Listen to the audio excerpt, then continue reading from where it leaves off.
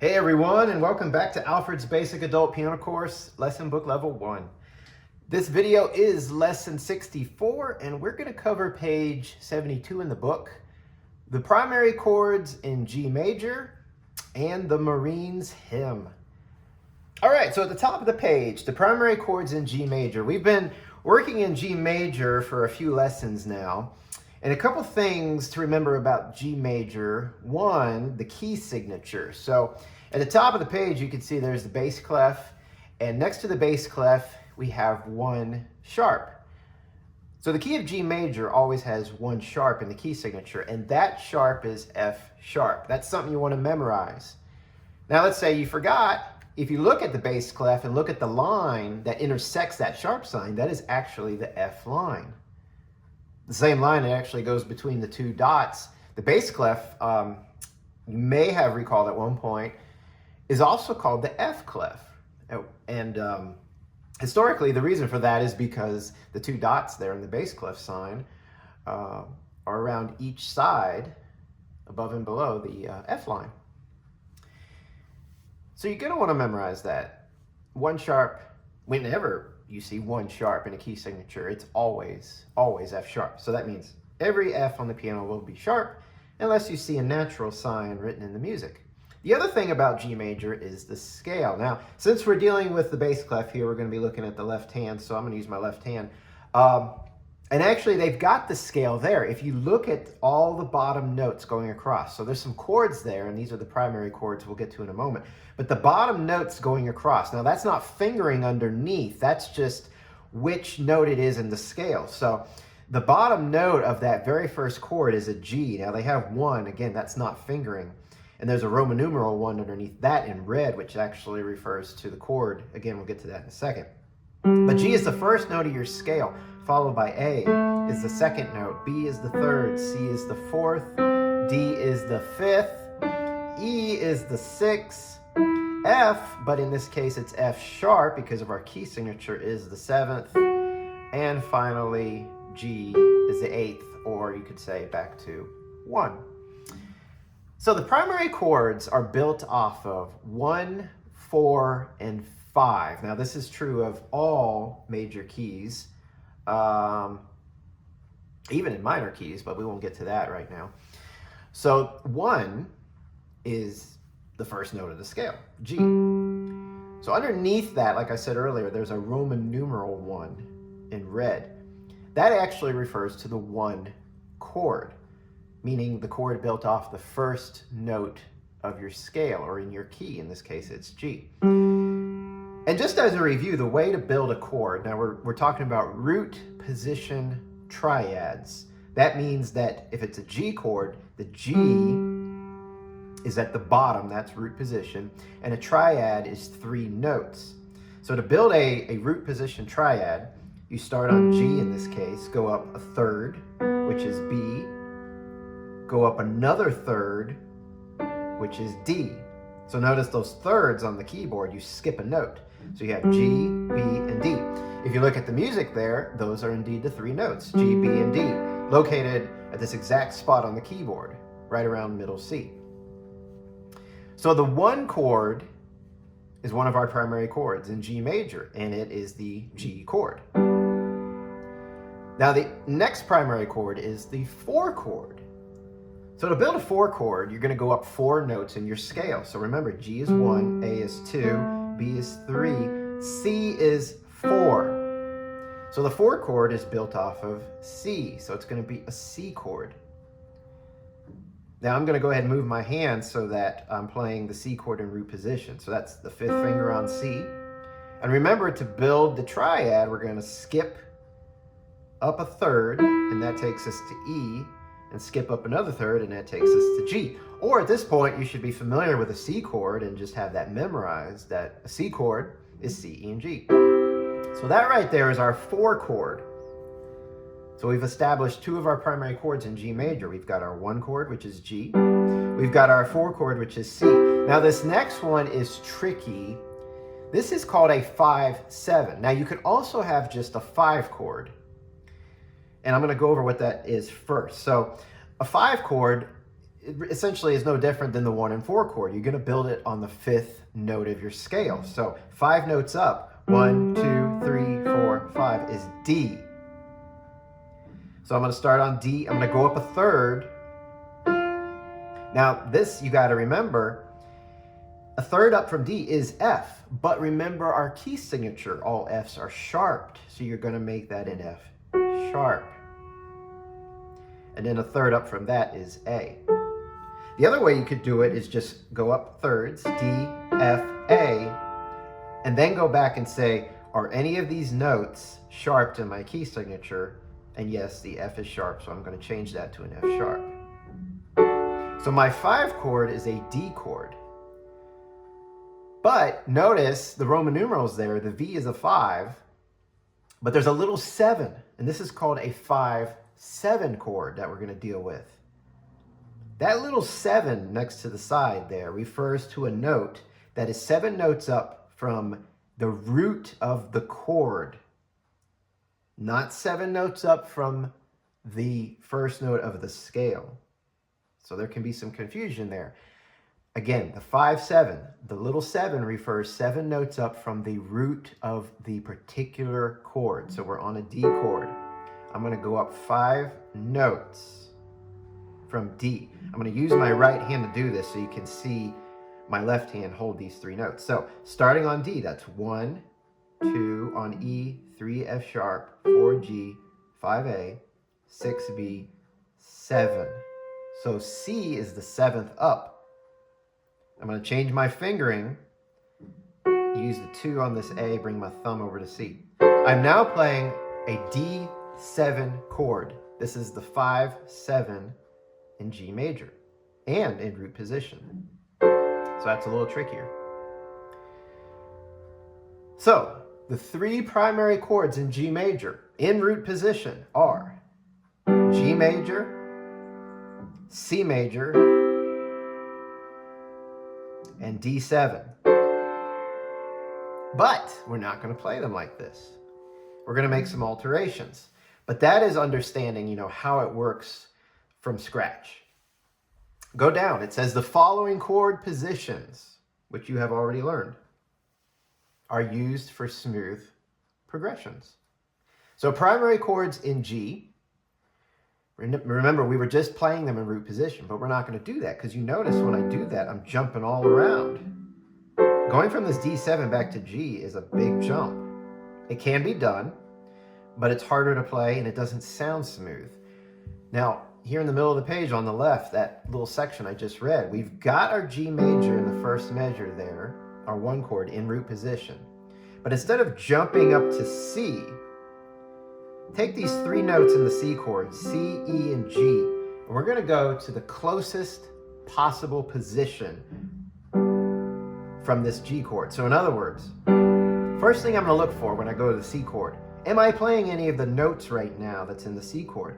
I am. I'm playing the G. Remember, a C chord is C, E, and G. So I'm going to stay on that G right there. If you look at the music, that is the bottom note for your C chord. Now the next 2 notes, C and E, I'm not playing.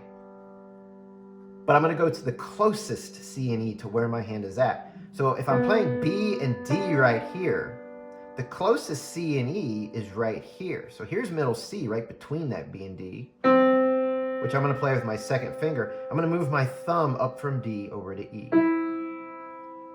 And that's called an inversion. Now we won't get to what inversion it is, but this is a very common way of basically writing and playing chords that are going to be smoother, both for the hand position and for the sound. So we've been doing this in the book all along, actually, but today I'm taking some extra time to explain how we got there, the theory behind all of this, how this is constructed. So my G chord is in root position, the 1 chord. My 4 chord is not, it's an inversion. And then I'm going to go from that 4 chord, the C chord, to D7. Again, from where I'm at on this 4 chord, the closest possible solution to a D7 chord is, now remember a D7 chord, D, F sharp, A, and C, 4 notes. And you're looking and you're thinking there's only 3 notes. Now, I've explained this before, probably, I hope, in another lesson, but I'm really going to dig into it today. Let's look at what they've done there in the music. So I'm already on a C. I'm going to keep my second finger on a C. The bottom note is an F sharp. Right now I'm on a G. I'm going to go down to the F sharp. It's not that far. It's right there. Got to come up. Keep in mind, if I'm playing my chord way down here, I got to go even further. If you're playing further up into the black keys, my pinky doesn't have to go over far at all. The top note, which is our third note, is a D. I'm on an E, or I was on an E, so I'm going to move that thumb to D. F sharp, C, and D. 5, 2, and 1 is my fingering. That is the D7 chord you see right there. So we're missing an A. There is a rule. I could play the A right there if I wanted to, but it's not necessary. The A is the 5th of the chord. And you might be thinking, what? Too much information. Let me go back to the root position at the top of the page.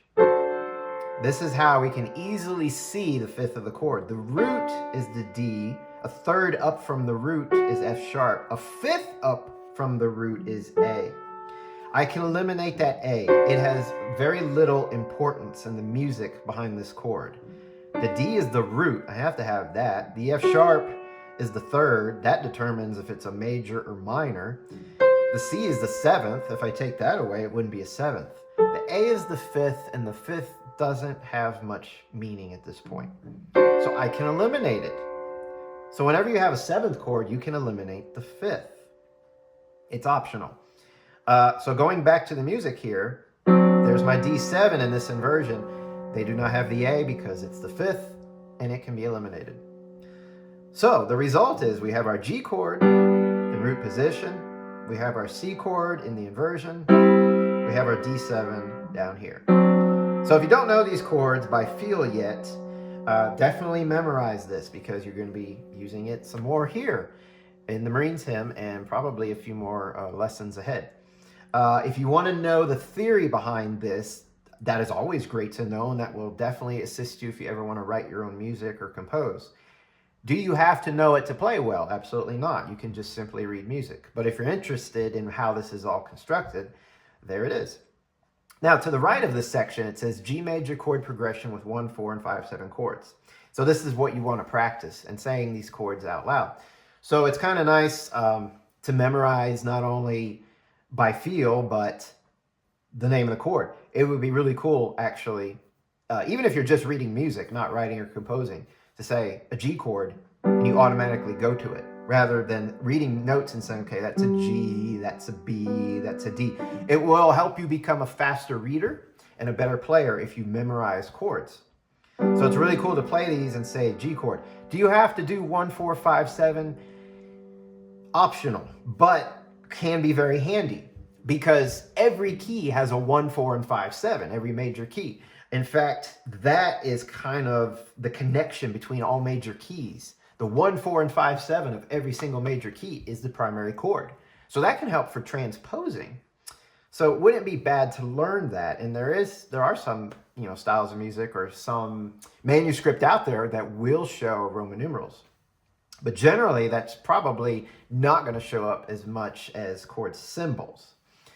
So again, going through, saying it's a G chord and a 1 chord, C chord, 4 chord, back to the G chord, 1 chord, and then the D7, 5, 7, and then the G chord, 1 chord.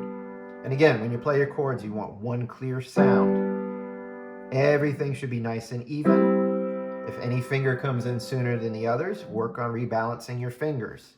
Whatever finger came in sooner, delay it or make the other fingers come in sooner. Let's look at the Marines hymn. So we're going to incorporate these chords in our left hand. So the Marines hymn is in the key of G major. We've got our 1 sharp there, F sharp. If you look at the first line, there is a repeat sign at the end of the first line. So you're going to play that first line twice. Then the second line, you play once, but at the end of the second line, notice at the bottom, D, C, al fine.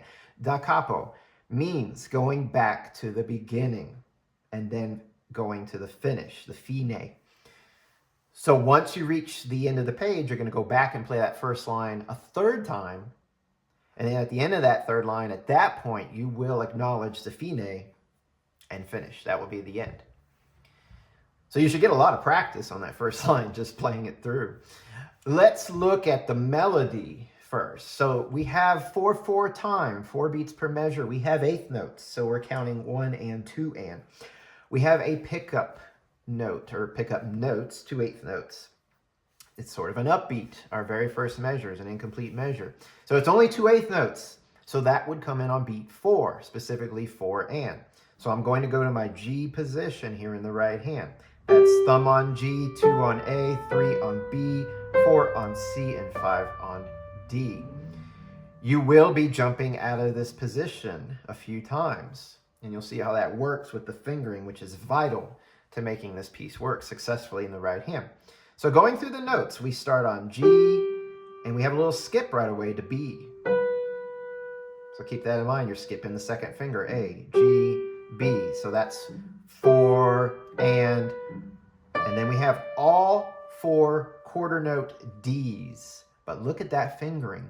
5 on D, and then 4 on D, and then 3 on D, and then 2 on D, and even going into the next measure, a dotted quarter note, 1 on D.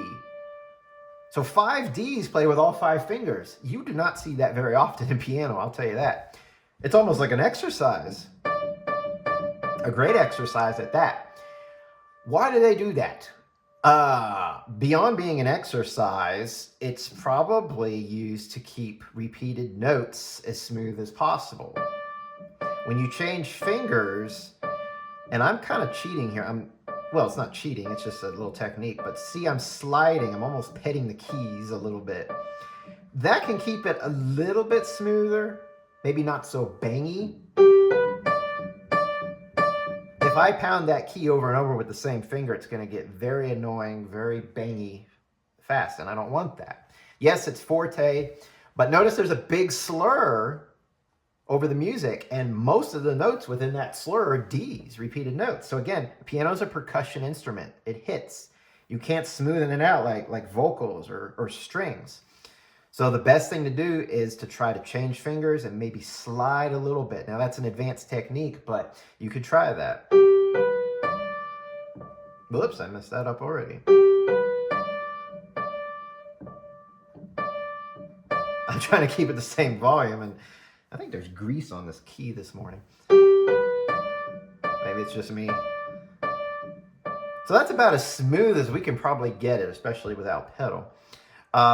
If nothing else, it is a great technique to learn how to switch fingers. So keep in mind your counting. So from the beginning, those eighth notes are 4 and 1 and 2 and 3 and 4 and 1 and 2 and 3 and. I went on a little bit there, but I wanted you to hear the rhythm with the dotted quarter note followed by the eighth note and quarter note. Now, another reason we got all the way up to thumb on D is so I could get to 4 on this eighth note G in measure 2. So if I'm down here in my initial G position, I cannot reach that 4 on G. I cannot reach that G. So getting this fingering up there to the thumb on D helps quite a bit. So in the second measure, you've got a D dotted quarter note followed by a G eighth note, back to a D on beat 3. Then the phrase ends. Notice the slur ends. A new phrase, a new slur begins as I cross my third finger over 2 notes to B. Now what I'm doing in that crossover is I'm actually putting my hand back to the initial G position when I do that. So don't think of it like this and stay with my thumb here. I'm bringing the whole hand over. So my thumb's on the D. I'm going to bring my third finger and swing the rest of the hand around. So make sure your thumb's back on G. So those 2 eighth notes are B, C, and then the next measure, D quarter note with my 5th finger, again on beat 2, and then a C eighth note going down to a 2 on A dotted quarter note, and then the last measure, a G dotted half note for 3 counts. So that first line, if I'm going to count it slowly and do all the fingering and all the notes, it's going to go like this: 4 and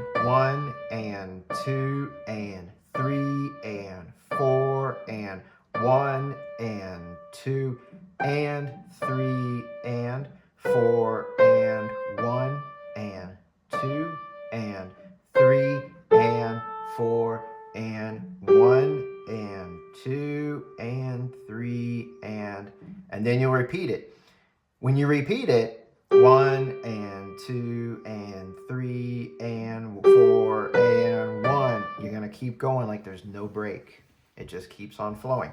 So the tricky things in there, of course, are the finger changes on the D. Get used to that. The rhythms, especially that in measure 2 or measure 3. I complete measure 2, we'll say.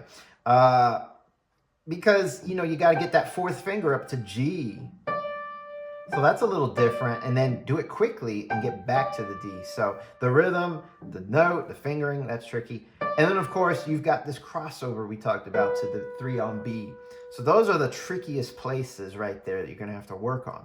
Now, going down to the bottom line. So we ended here with that dotted half note G. You're going to go up an octave. The beginning of that bottom line, that's 5 on this G. So be prepared for that octave jump. And then it's an F sharp key signature, so F sharp. So that's 4 and 1, and in the next measure is an E. Skip down to a C on beat 2. Back to E on beat 3. C again on beat 4. Next measure, 2 on D. That's a dotted quarter note. So that's going to be 1 and 2 and 3 and. So the and of beat 2 was an E with my third finger, and I'm going right back down to that D. Similar to what you did on the top line. You did that on the top line. Here you don't have the jump or the fingering that's quite as challenging, but same rhythm. On beat 4, you're back up to the G, 5 on G, 2 8th notes. So G and F sharp, 4 and, in the next measure, E on 1 and, C on 2 and an E to G. That E is an 8th note, so it's quick. 3 and 4 and it's a skip from E to G. And then the last measure, second finger on D. So you're actually up here for your entire hand position on the bottom line. It's easier, aside from the notes being higher up and the F sharps, it's easier than the top line. So the bottom line, at the beginning of that line, is going to go like this. 4 and 1 and 2 and 3 and 4 and 1 and 2 and 3 and 4 and 1 and 2 and 3 and 4 and 1 and 2 and 3 and when I repeat, I've got to jump down. Now that's the other tricky thing. So I'm here, second finger on D, and when I go D, C, back to the beginning, I got to jump. We haven't done too many jumps in this book, so that'll take some practice. The key to getting good at a jump, now this isn't a really far jump, but any jump on the piano, whether it's closer or further away, if you want to make a successful jump, practice it with your eyes closed. And you're thinking, oh my goodness, how do I do that? You do it actually slowly, and there's a couple steps you could take. Playing up into the keys helps. So what you're memorizing is the distance, right? But let's say that's just not going to happen right now. Feel the black keys with your eyes closed and feel that you're coming in between these two black keys. So I'm doing it right now with my eyes closed. And the 2 on the D was right here between these two black keys. So I'm feeling the notes, the white keys between the black keys. Now you can see my thumb went too far. So I genuinely had my eyes closed, but that's good. That's a good example of showing, you know, how to memorize distance. I overshot it. So I'm memorizing, you know, again, how far do I have to really move my hand and my wrist? That was too far. So when I practice again, I'm not going to move as far. So that's a good trick, practicing jumps with your eyes closed. All right, so like I said, we go back to the beginning and repeat that top line a final time. Let's look at our left hand. Our left hand is in the G position. The chords that we worked at the top of the page.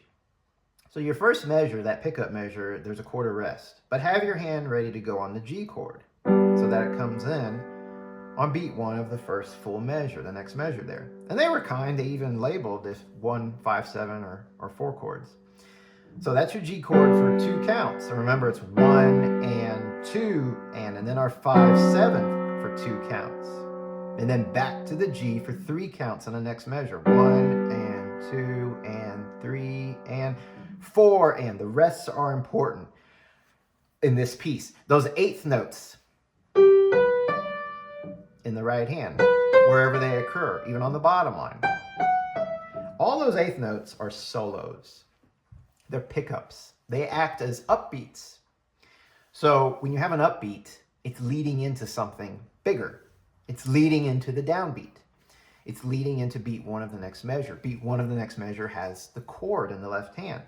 So those eighth notes are going to lose the left hand and sort of have this carry, this light carry that proceeds into the next measure. So you want to emphasize that by not hanging on to the chord. So those rests are important.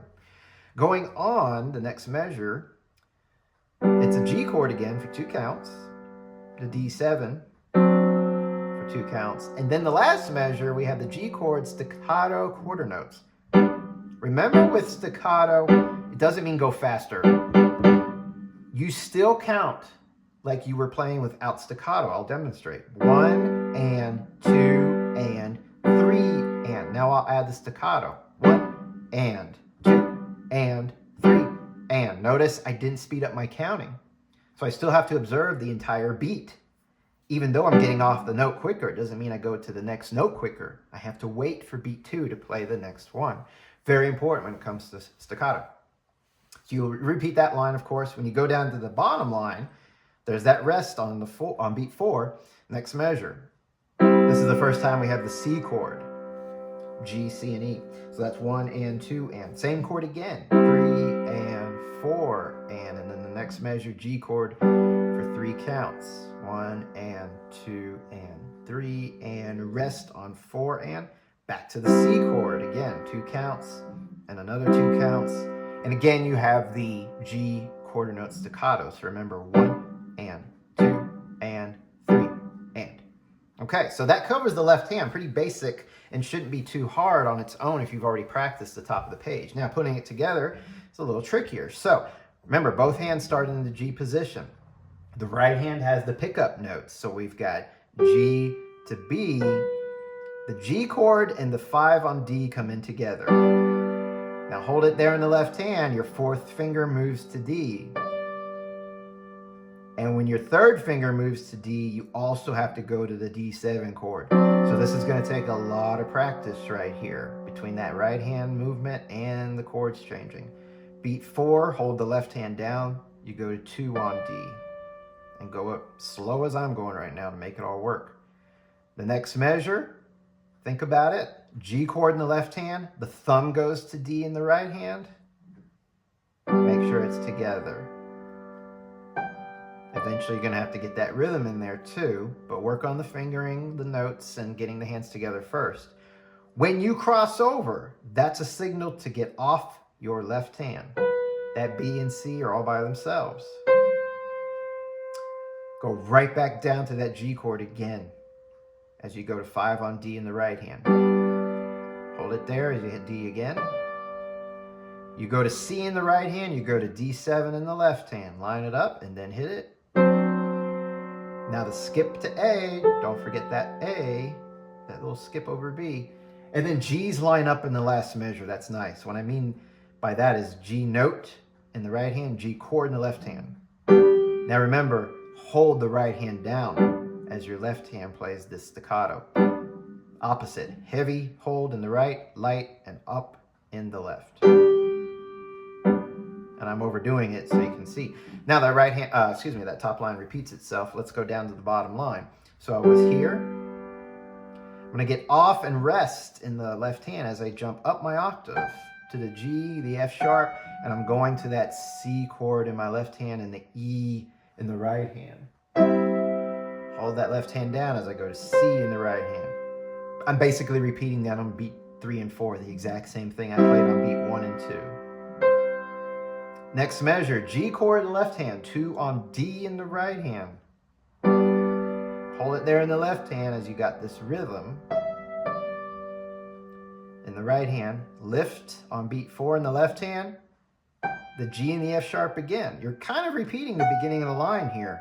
Next measure, it's like that next measure at the beginning of this line. The C chord in the left hand, the E in the right hand, going down to C on beat 2. Hit them together on beat 3, the E in the right hand, the C chord. But then you have to move quickly, 8th note to a dotted quarter. G. So you're skipping the F, or the F sharp in this case. And then the last measure, you're on a D in the right hand with your second finger, the G chord staccato. Okay, and then it repeats the top line. The entire piece is forte, it's loud, it's all smooth in the right hand. So I'm going to play it through for you one time. It's a march tempo. I'll give a little count off and then we'll go. So 1 and 2 and 3 and.